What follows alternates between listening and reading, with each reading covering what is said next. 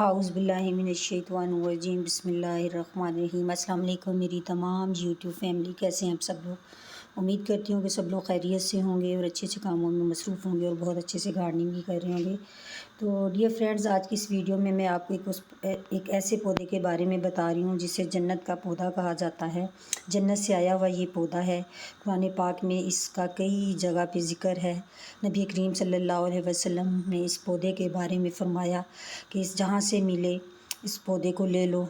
तो dear friends, बहुत सारे लोग समझ गए होंगे, तो मैं आपको बताती हूँ ये पौधा कौन सा है। उर्दू में इसको तुलसी रेहान बोलते हैं। अरबी में इसका नाम बता दूँ, रेहान जन्नत का पौधा। पंजाबी में इसको न्याज़बो बोलते हैं। इंग्लिश में इसको बेज़ल या स्वीट बेज़ल बोलते हैं। तो डियर फ्रेंड्स, आज के इस वीडियो में मैं आपको बेज़ल यानी तुलसी और आप कह लें न्याज़बो के बारे में मुकम्मल बताऊंगी। उसके बाद इंशाल्लाह आपको वीडियो दूंगी जिसमें मैं इसकी समर केयर के बारे में बताऊंगी। अभी आपको जब मेरा पौधा नज़र आएगा तो वो विंटर में है, जनवरी पीक सर्दी का मौसम है। तो आपको बताती चलूँ कि तुलसी जो है सर्दियों में इनका तुलसी का डोरमेंसी का पीरियड होता है, इसलिए आपको ये बुशी नज़र नहीं आएगा। तो विंटर में इसकी क्या केयर करनी चाहिए ताकि आपके पास पौधा महफूज रहे। तुलसी का पौधा आपको बताती चलूँ कि कई सालों थोड़ी सी केयर अगर आप कर लेते हैं, ख़ास सर्दियों में, तो कई सालों आपके पास रहेगा।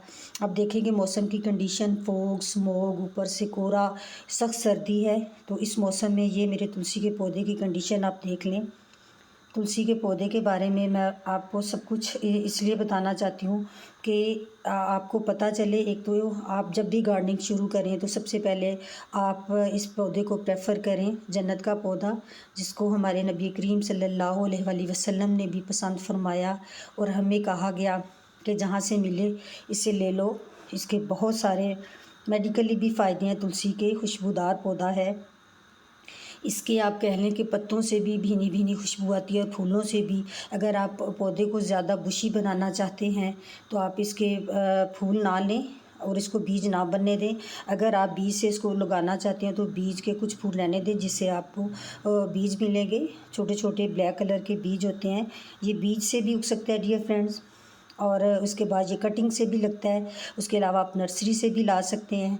सबसे पहली बात जो मैं आपको बता दूं कि आप जिस तरह भी इसको लगाना चाहें तो इसके लिए सबसे अच्छा मौसम जो है वो मानसून का मौसम होता है। मानसून के मौसम में ये बहुत अच्छे तरीके से ग्रो होता है। और जब आप कह लें कि टेम्परेचर 16 से 23 डिग्री तक का टेम्परेचर हो तो उसमें बड़े अच्छे से ये ग्रो करता है। धूप का ये पौधा है, इसको जितनी अच्छी धूप मिले ये उतना ही अच्छा ग्रो करता है। इसलिए कोशिश करें कि जब आप इसको लगाना चाहें अपने गार्डन में तो आप इसको मानसून गर्मियों के मौसम में इसको लगाएं।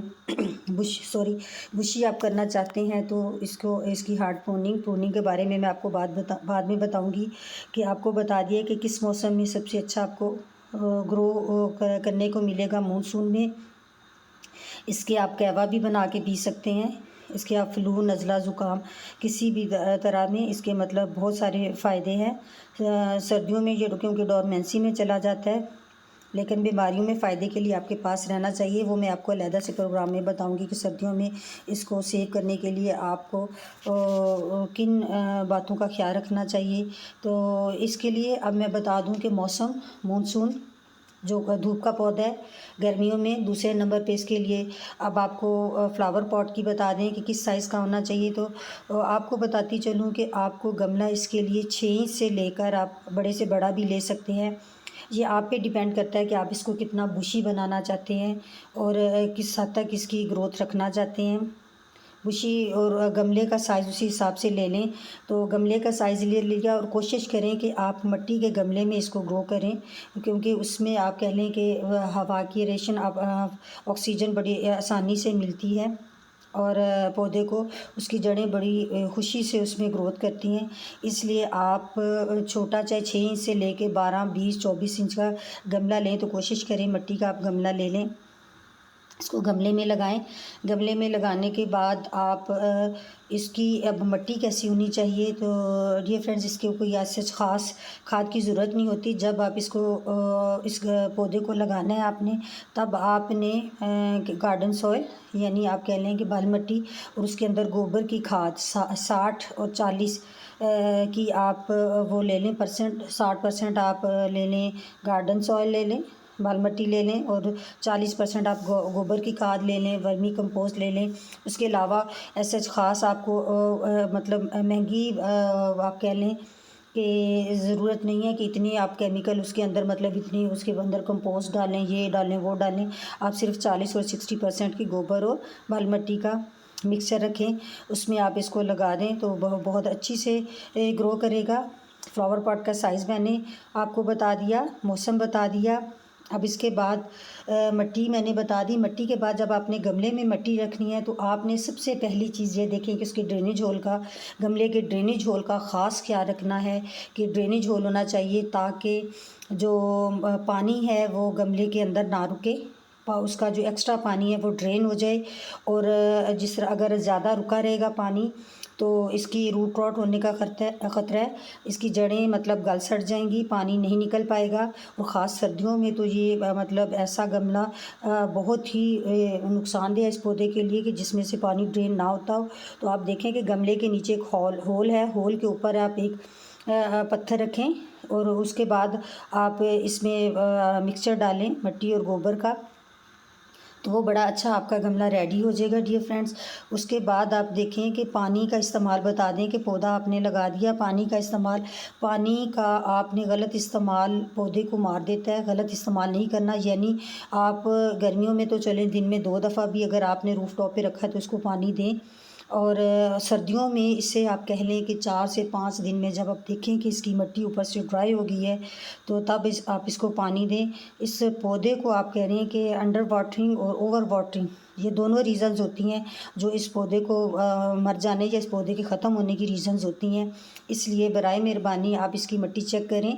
मिट्टी इसकी मतलब सोगी नहीं होनी चाहिए, ये मतलब नरम होनी चाहिए, और थोड़ी थोड़ी आप कह लें कि नमी वाली होनी चाहिए। और इसके अलावा चिकनी मिट्टी ना हो। चिकनी मिट्टी आपको पता है कि वो थोड़ी सी ड्राई होने से वो जुड़ जाती है, उसमें रूट्स अच्छे से ग्रो नहीं करती, पानी उसके ऊपर ही खड़ा रहता है, तो मतलब पौधे की अच्छे से ग्रोथ नहीं होती, और जो है वो चिकनी मिट्टी जो है वो पौधे को ख़राब कर देती है। इसलिए अगर आपके इलाके में चिकनी मिट्टी है तो उसमें कंपोस्ट आप कह लें, उसके बाद बालू मिट्टी या आप रेत का मिक्सचर बनाएं। इस तरह करें, भुरभुरी मिट्टी बनाएं कि मिट्टी अच्छी बने और उसमें पानी का ड्रेनेज भी हो, और मिट्टी नमी वाली भी हो, जिसमें जड़ों को अच्छे से ग्रो करने के लिए, मतलब सांस लेने के लिए, फलने फूलने के लिए, आगे जाने के लिए भी, मतलब वो उसकी ग्रोथ के लिए बहुत हेल्पफुल हो, क्योंकि वो नरम भुरभुरी मिट्टी होगी। तो डियर फ्रेंड्स आपने मिट्टी ले ली, और उसके बाद आप देखें कि पौधा भी लगा लिया आपने। अब इसके बाद गुड़ाई की तरफ आ जाएं। तो इस पौधे की गुड़ाई बहुत ज़रूरी है। अब विंटर है, तो विंटर में मतलब आप विंटर में भी इसकी गुड़ाई करें। जब देखें कि मिट्टी काफ़ी हार्ड मीन कि वो जुड़ गई है, सख्त हो गई है, तो उसकी हल्की हल्की गुड़ाई कर दें। और गुड़ाई से ये होगा कि पौधे की ग्रोथ बहुत अच्छी जाएगी, और ग्रोथ अच्छी होगी जब, तो आपका पौधा बुशी भी होगा, सब्ज़ो शादाब होगा, और पत्तों से भरा हुआ होगा। और इसके बाद कटाई छटाई की तरफ हम लोग डियर फ्रेंड्स आ जाते हैं। तो कटाई छटाई, ये देखिए फूल हैं आपके पास, तो फूल अगर आपने, मैंने बोला बीज नहीं लेने, तो फूल आप इसके ना होने दें, फूलों की कटिंग करते रहें। तो ये है कि फूल ख़त्म हो जाएंगे तो इसकी टहनियाँ ज़्यादा ग्रो करेंगी। इसके अलावा इसकी प्रूनिंग करते रहें। जब आप मानसून में, अगर आपके पास पहला पौधा है, जब इसकी ग्रोथ का सीज़न है, तो उससे एक आधा महीना पहले आप इसकी हार्ड प्रूनिंग कर दें। कई सारी ब्रांचेस निकलेंगी, और पिंचिंग करते रहें। पिंचिंग ये होता है कि जहाँ जहाँ से नई ब्रांचेस निकली हैं उसके टिप से आप ज़रा थोड़ी कम कटिंग करेंगे तो कई बहुत बुशी हो जाएगा और सरसब्ज़ो शादाब हो जाएगा, तो फूल आप ना लें। कटाई छटाई इसकी बहुत ज़रूरी है। प्रूनिंग और कटाई छटाई से ये घना होता है। और फरवरी मार्च अप्रैल मैंने बोला है कि बहुत अच्छा मौसम है जिसमें इसकी आप प्रूनिंग कर देंगे। और फूल भी ना उगने दें तो बहुत बुशी हो जाएगा। तो फर्टिलाइज़र आपको मैंने बोला था कि इसके लिए कोई ख़ास फर्टिलाइज़र की ज़रूरत नहीं है। घर में मैं तो यकीन जाने इतने प्लांट्स हैं, सबको लिक्विड फर्टिलाइज़र जो किचन वेस्ट यानी सब्जियों के छिलके हो गए, फ्रूट के हो गए, अंडे के छिलके हो गए और चाय पत्ती, यही चीज़ें मैं सारे अपने प्लांट्स में डालती हूँ। महीने में एक दफ़ा आप इसको लिक्विड फर्टिलाइज़र दे दें और जब सब पौधों को खाद देते हैं तो थोड़ी बहुत इसको आप गोबर की खाद दे दें। उससे भी ये बड़ा अच्छा मतलब इसकी ग्रोथ होती रहेगी।